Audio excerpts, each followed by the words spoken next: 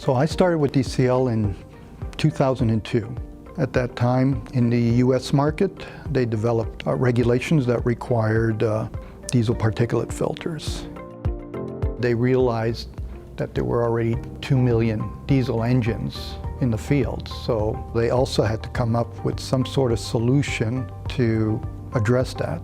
And that's where companies like DCL came into play. We developed retrofit products that would allow easy installation and retrofitting to machines that were already in the field.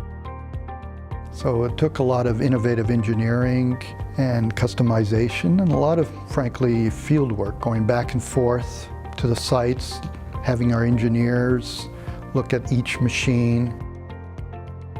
DCL made a name for itself. In fact, in North America, a lot of places in the Northeast and in California came to equate DPFs with DCL. They would call asking for a DCL rather than a DPF.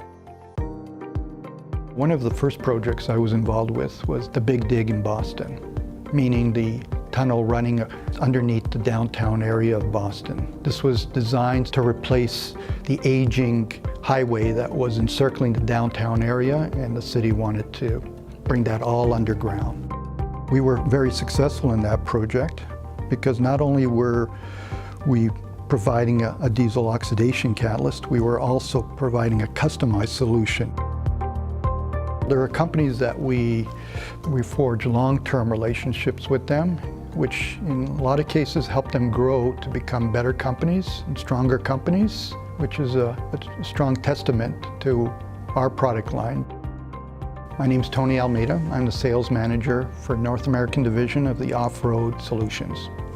We're passionate about what we do, and we care about the results.